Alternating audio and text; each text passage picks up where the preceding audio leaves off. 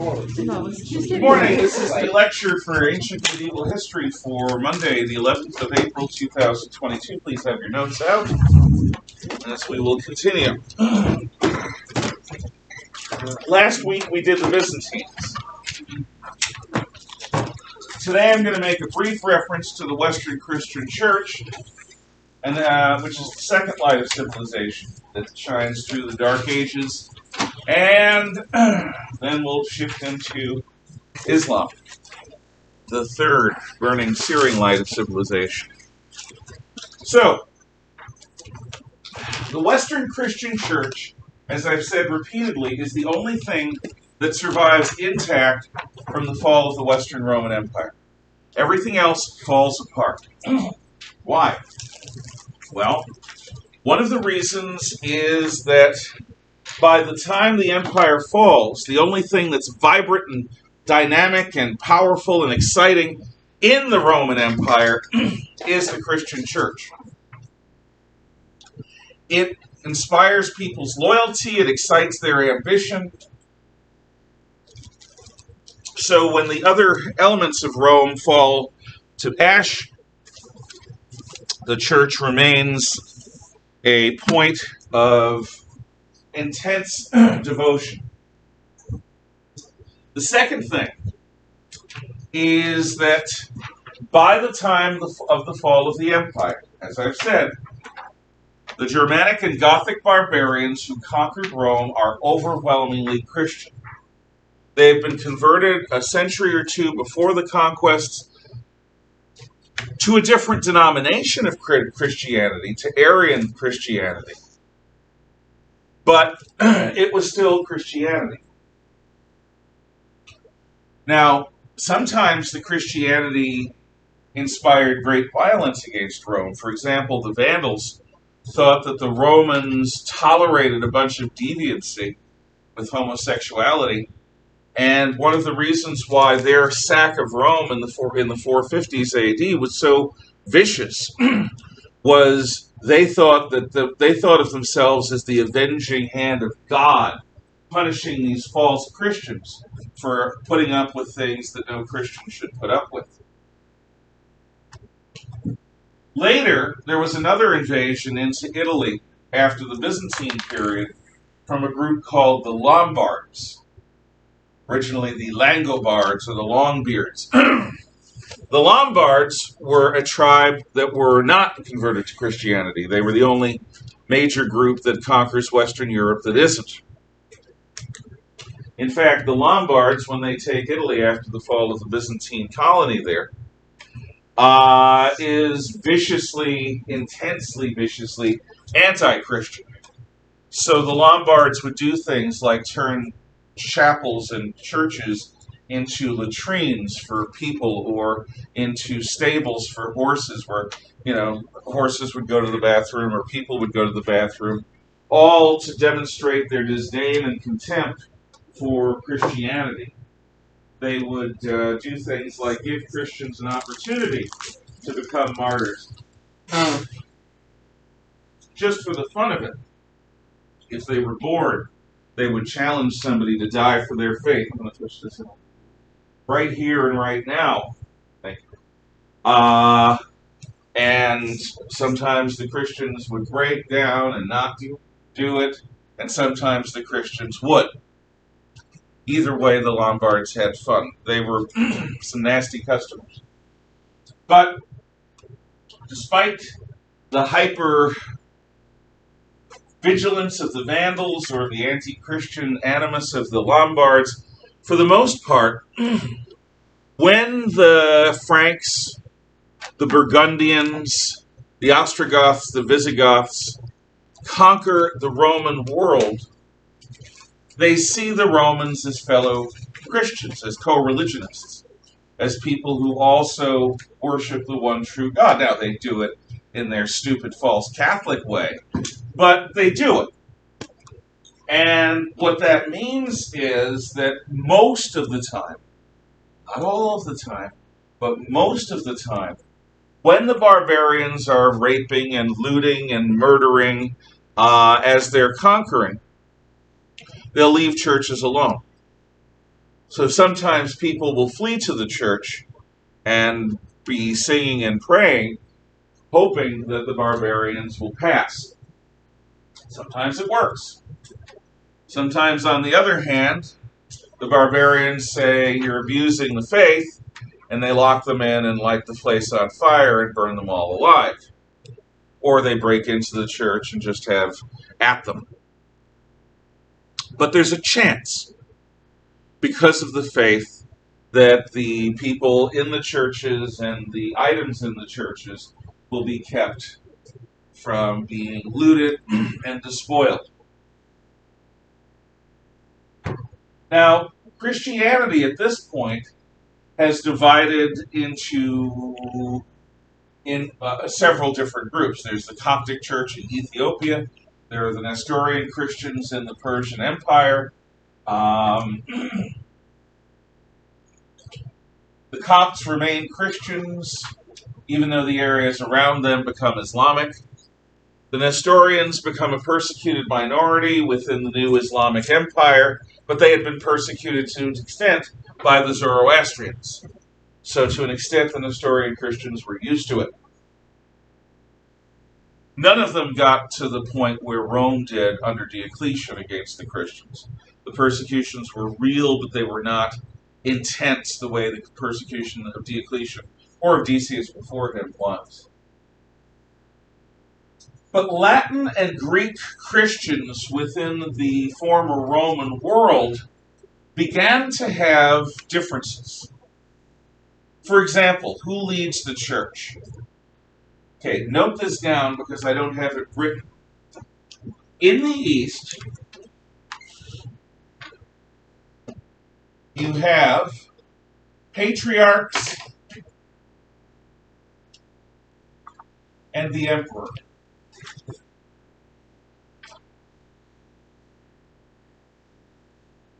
They're the ones in charge. So where are these patriarchs? Well, under the Byzantines, and before them the Romans, there's a patriarch in Alexandria. There's a patriarch in Antioch, which is in Syria. There's a patriarch in Jerusalem. There's a patriarch in Constantinople. And there's the Pope in Rome, who the Easterners consider a patriarch, but the Westerners call Pontifex Maximus, which is the old Roman title for high priest, chief bridge builder between man and the gods.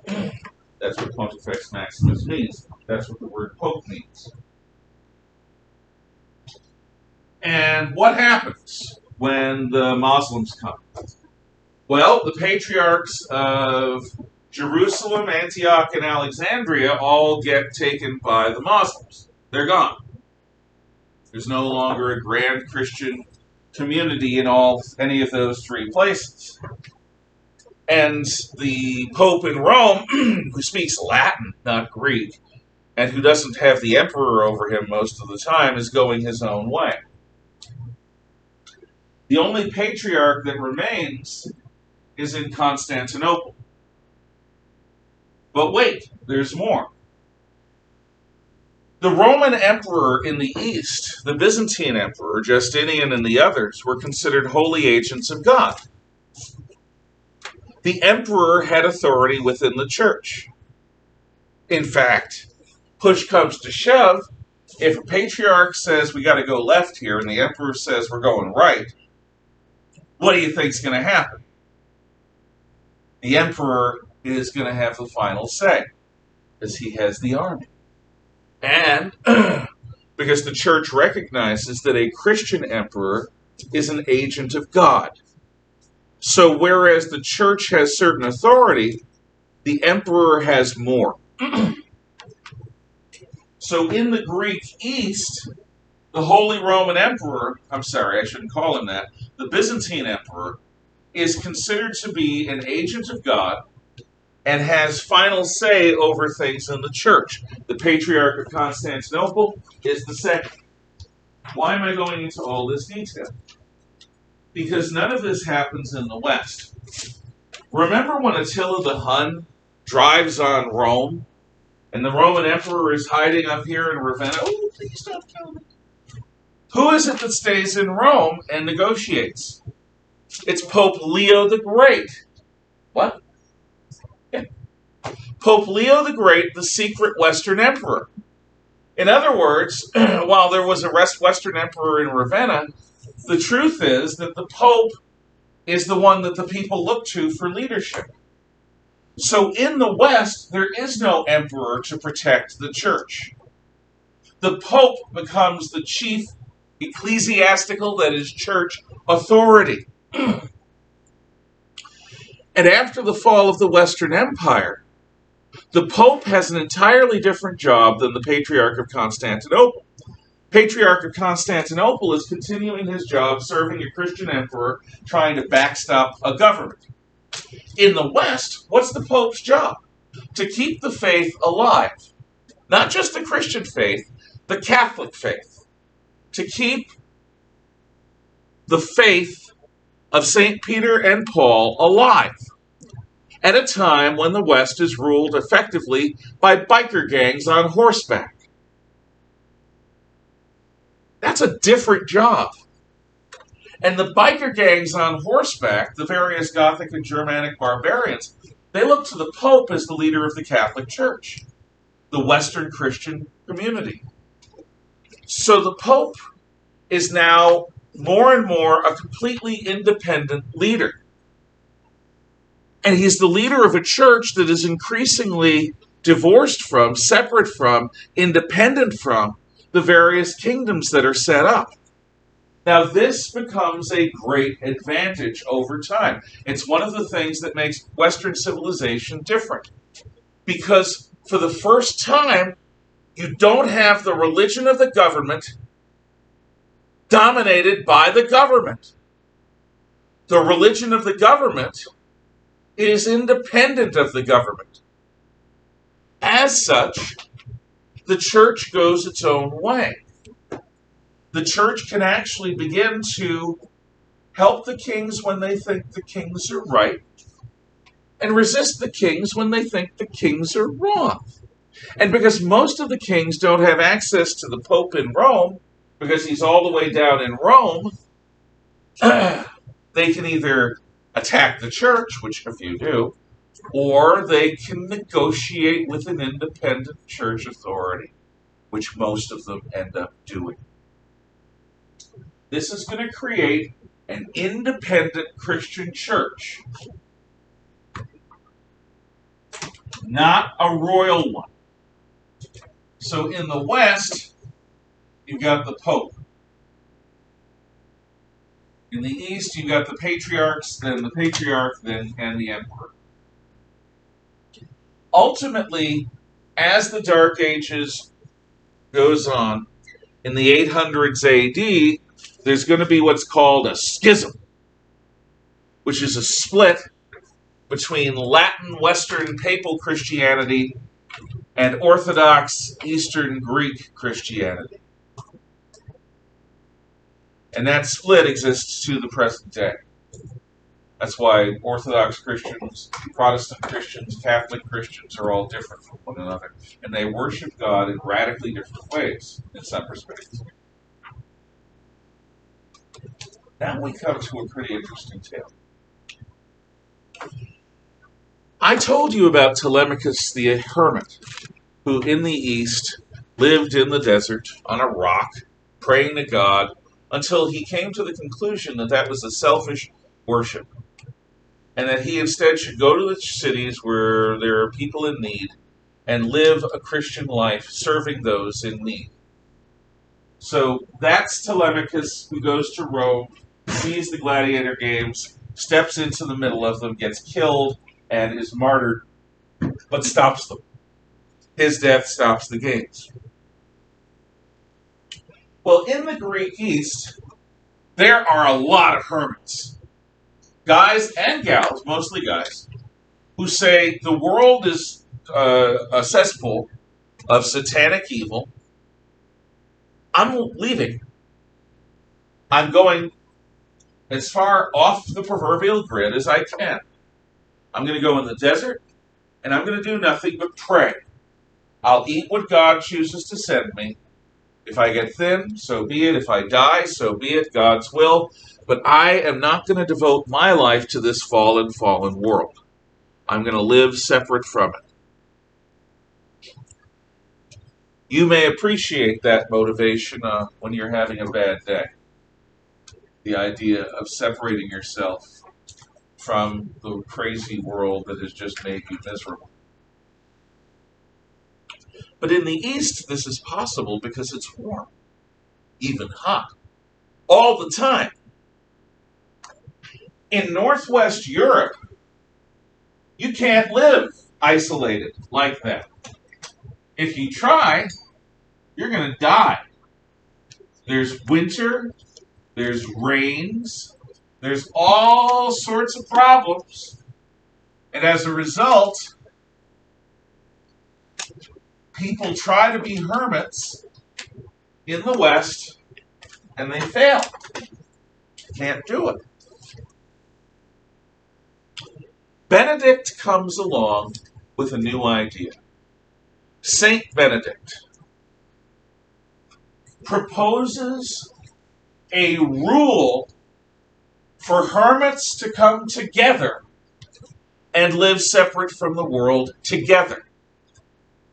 For hermits, isolated people, to come together, that's a contradiction in terms, and live together apart from the world. Well, that seems to be a contradiction, because if you live apart from the world, you live separate from human society. If you live together, you have a new human society. Benedict says, trust me. The rule is this. Instead of hermits, we will have monks. Instead of isolated stalagmites of rock, we're going to have monasteries. If a person wants to join a monastery, they have to agree to obey the rule, what is going to be called the Benedictine rule. It is a set of rules and regulations designed to allow people to live lives completely devoted to God together with one another in a way that won't get them killed. One of the things that is key in this rule is the authority of the abbot. The abbot, A-B-B-O-T, the abbot is the head of the monastery. And as such, the abbot is the administrator, the manager, the boss. He's the one that people go to when there are disputes. He's the one that oversees the organization. Like a general on the battlefield, the abbot is seen to be speaking for God. And if you're going to live in the monastery, you have to do what the abbot says. If you don't, you leave. The price for becoming a monk is living under the authority not just of God, but of the people that God places above you. And if you join a monastery, you are recognizing that the Pope and the abbot and the other monks are above you. And if you rise in seniority and authority and power, if you're trusted with promotion, then God has made that happen too. And you will expect the people under your authority to obey you because God has placed you over them in the hierarchy. So the abbot is in charge, and everything is regulated. Joining a monastery means giving up your freedom to go where you want to go, do what you want to do, eat what you want to eat. Even talking while eating is given up. Monks eat in silence together in a cafeteria, while one of the monks, has the honor of reading the Bible to them, or reading another book about the Bible, something like Augustine's City of God. And Your day is spent in work. So the daily life of a monk in a Benedictine monastery, and they wear the black robes, and they also have what's called a tonsure. What is a tonsure? Well, I'll spell it for you. Tonsure. A tonsure. Does anyone know? Just out of curiosity. Yeah. Isn't it the belt that they wear around? Close. It has to do with the way they look. It's not their belt, though. That's interesting. I never thought about that. The tonsure is something I would have an advantage in because I'm naturally male patterned bald. The tonsure is a particular haircut that identifies monks, Benedictine monks in particular, but other monks accepted.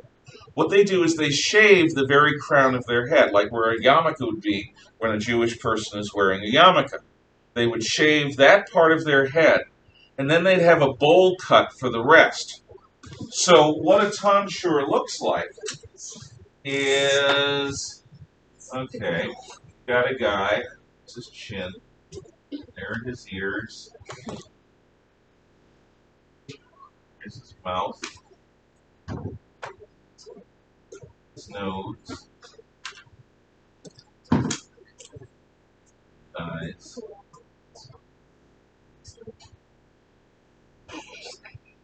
Okay, so there's the guy.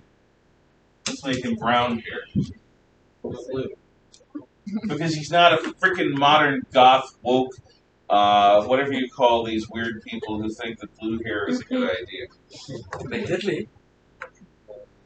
Right.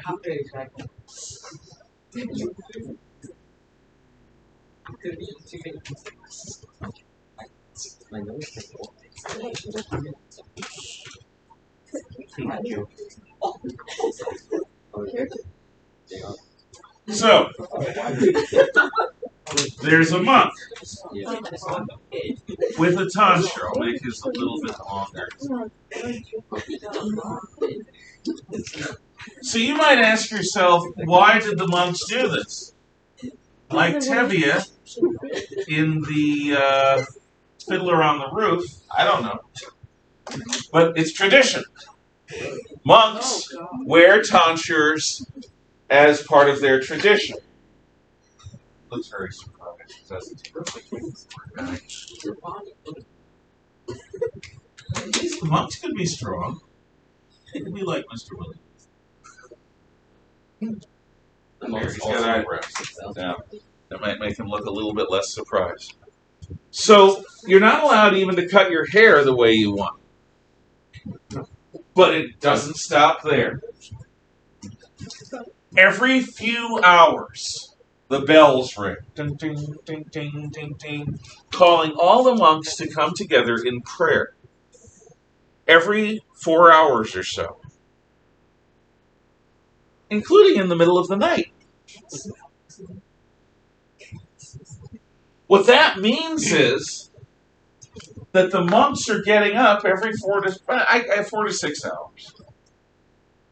They don't get more than 4 hours of sleep directly. Yes. Didn't people back then do that anyway? They would sleep in 2 shifts with like an hour in between because you can't go outside when it's nighttime, like in Rome. You're gonna get killed. If you're on an adventure or if you're a soldier, they had people watching. I read that all humans up until sometime some number of years ago would sleep in like 2 shifts throughout the night. I have not read that. I have not heard that. So by all means, send me the links and I will think about it. But I can't promise that I cannot promise that was true because I have not looked into it. That's an interesting idea. I'm not. It doesn't ring true to me, but I'll be happy to consider whatever you send me. Please. Yes? Stays up to ring the bells. Well, this is the thing. Monks and nuns, even to this day, have to do this without a clock. So they have to develop an internal sense of time so that they just know it's time.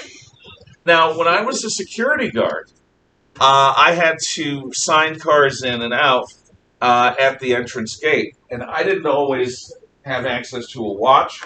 I've never liked wearing watches. And there was no clock So what I had to do is I would get a sense of how long 5 minutes, 10 minutes, 20 minutes was, and I would just sign people in based on my guess of the time, and I got pretty good at it. I'm not as good as it now because I haven't been kept in practice. Um, I had a woman in my family who was a nun for a while, and she had that job in the convent. She was the one who rang the bells. Every so often, she had that job. And it's a very important job because you're keeping all the nuns are female monks, on the right schedule. So they just had to develop an internal clock because they didn't have these things. They didn't have clocks on the walls. They didn't have any of that. They had to use the internal sense of time that we all have. Whether we develop it or not is another question. Now, what does modern science tell us about sleep? What is the most important stage of sleep? Can any of you raise your hand and tell me? REM sleep. What is REM sleep? What does REM stand for, besides a rock band out of Georgia? I don't know what it stands for. I know that REM sleep is when your body almost completely shuts down, where you're basic like breathing and heart beating once. Rapid eye movement. When you are asleep, behind your eyelids, your eyes are engaged in rapid eye movement. That's what REM means. Now, what that is the stage of sleep where you are doing your best dreaming. The thing about human beings is if they don't engage in proper REM sleep, they go a little crazy. In fact, some people have psychotic breaks and just start killing until they die. Awesome. There's the old Frank Sinatra song, I'm going to live until I die. Or at least I'm going to kill until I die. Don't be around these people. It's scary. Yes? Isn't that, it's only in like deep sleep when your mind is able to actually prepare itself? Yeah, Because yeah. otherwise you just Yeah. kind of live on it. Right. The human mind is like a sponge, and it collects stuff throughout the day. And what it needs to do is to be, cleaned out under nice cold water or hot water, and you squeeze it out, and you get all the gunk out, and you're ready for the next day. That's what REM sleep does. It basically allows your mind to perform its own self-diagnostic and healing process. But monks don't get that properly, ever. So most monks don't become psychotic, but what they do become is during their waking hours, they are in a slightly altered state of mind, as we would call it today. And in that state of mind, they are far more open to the spiritual possibilities of life. In other words, they might see ghosts, they might hear voices, they might see what a psychologist today would call an illusion or a delusion. But since the monks are so rigorously focused on God and God stuff, what a monk tends to live, if they are following the proper schedule, is a life of spiritual fulfillment. Because their REM sleep is constantly interrupted, their mind, in the conscious sense, becomes more open to daydreaming than normal. Strange but true. So, the heart of the Benedictine rule are 3 vows that the monks take. The first vow is a vow of poverty. What poverty means is, I will not accumulate worldly possessions. I will not accumulate wealth and the power that comes with it. I am not here to build my savings account, to buy property, to wear cool clothes, to have a hot haircut, or to invest in my shoe collection.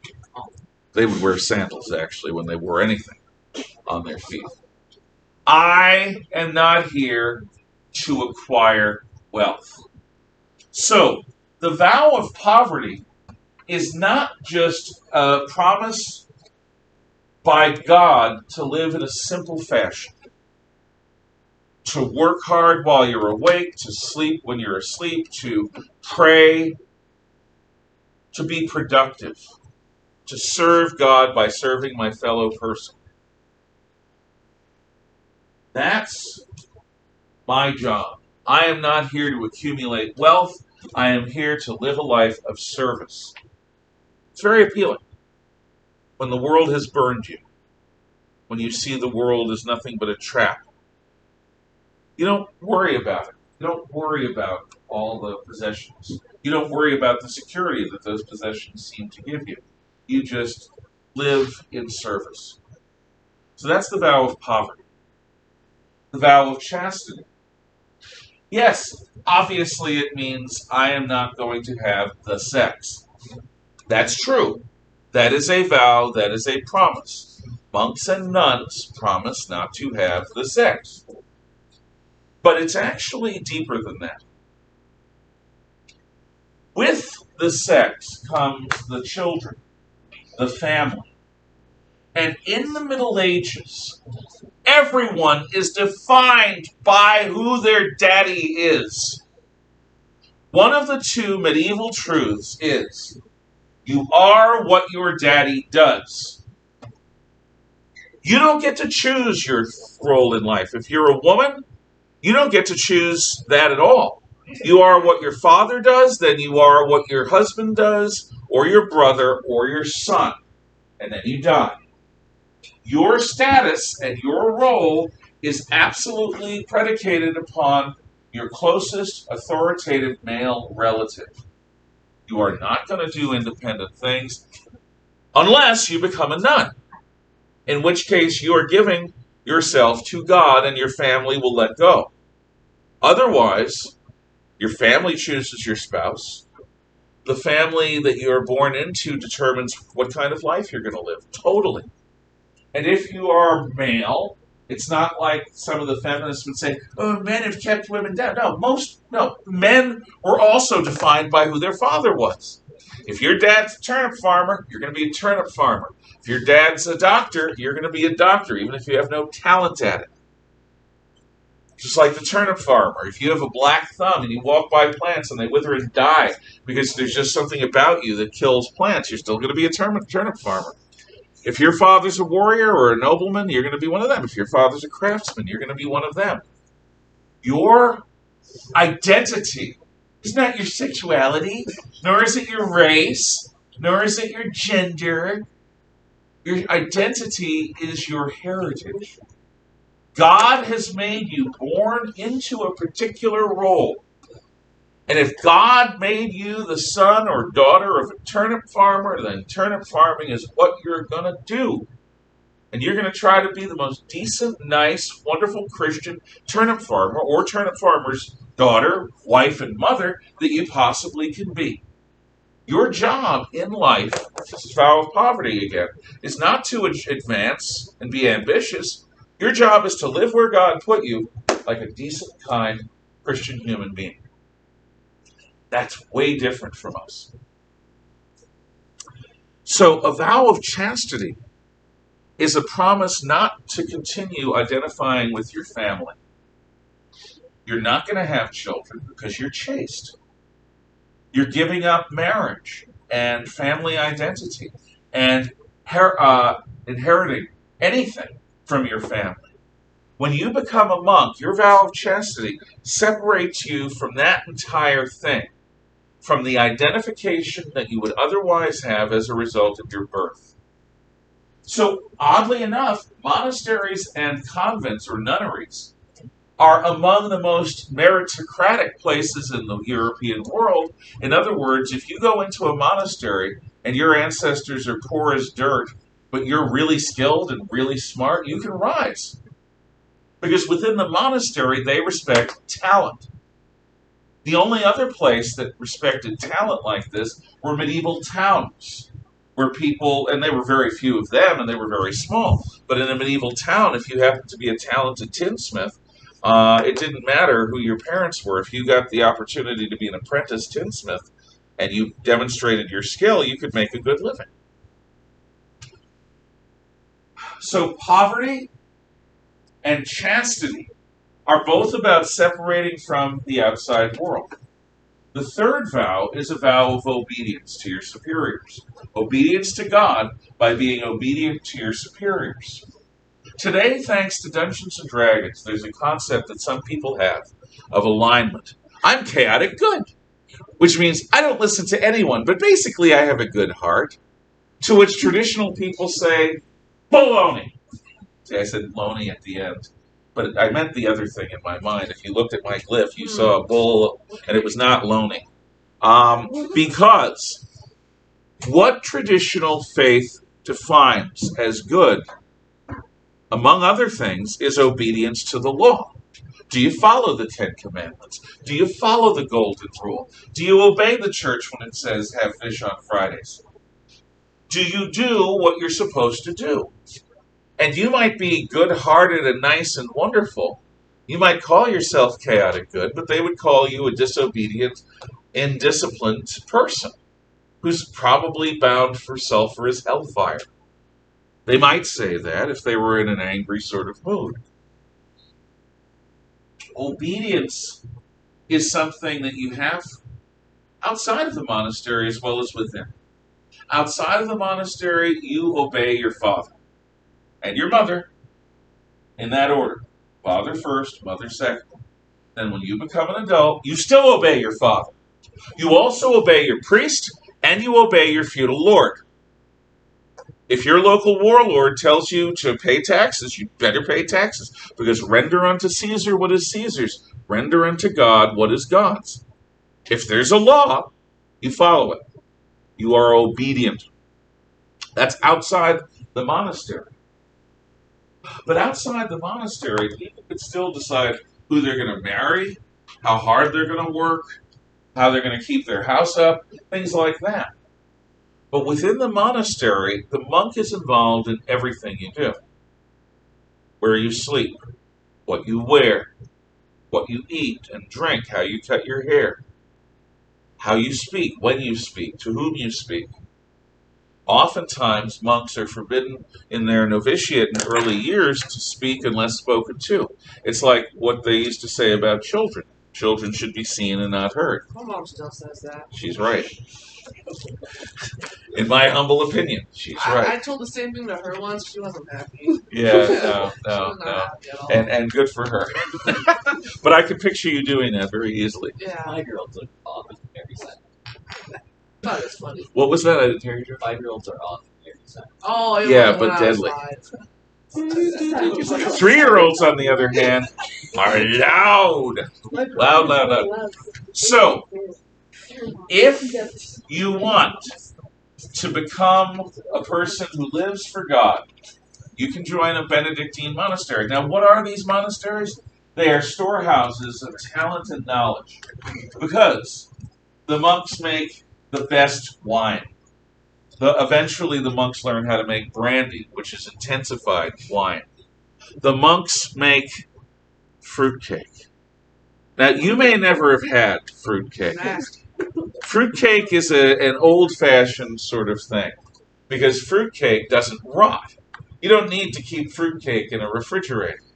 Fruitcake has so much booze in it, and so many other things that act as preservatives, that you can leave it on a shelf without a cover, although most people do cover it in some kind of cloth. And 6 months later, you can cut off a small piece and chew on it, and there's a lot of calories in it. To us, fruitcake is this hyper disgusting giant thing that you might get as a Christmas gift sometime that you've got to be polite about. But in those days, it was good, long-lasting food, and monks were known, and still are known, for making the best fruitcake. There's this one like cartoon during Christmas time with Mickey and Minnie. Yeah. See that? Oh, yeah. Yeah, and so Minnie's like working hard to get this bonus, and her boss just gives her a fruitcake. She's like, okay. I love Mickey Mouse. I Yes. don't like Disney anymore, but that sounds funny. Yeah. I'm sorry. Never mind. I'm not going to go into what Disney is doing to their company and to their brand. It's But horrible. Mickey Mouse. I love old Disney. You can't really mess up Mickey Mouse. Well, that's not true. Mickey Mouse Clubhouse is If- horrible. I'm not saying I could. It was alright. If you're sick, you go to the monastery. They have healers. They have herbalists. If you want to make medicine, you go to the monastery. They have people who are herbalists who understand plants and their effects on animals and people. If you want your kid to learn something, you go to the monastery, and they may teach you, or your kid. The monks are probably the only people in the entire area that read and write and count. The Lord depends upon them. Or the Lord hires a monk to be part of his court to write things down because no one else knows how to do this. The monasteries become a combination of laboratory, of university, of factory, and of library, storehouse of knowledge. Yeah. Didn't witches get burned for the same thing for knowing how to heal Yes, and stuff? because their provenance was unclear. How did they learn this? Remember, the devil doesn't always harm. The devil can give you power to do good for evil.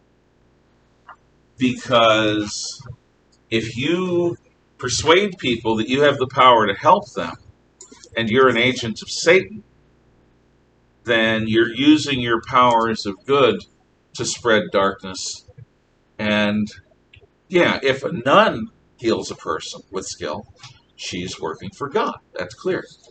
If a wise woman out in the woods with a giant hairy wart on her nose, if she heals somebody, you're still healed, but the source of the power of healing that she has is more questionable. We'll talk more about the storehouse of talent and knowledge next time. Thank you for your attention. We're done.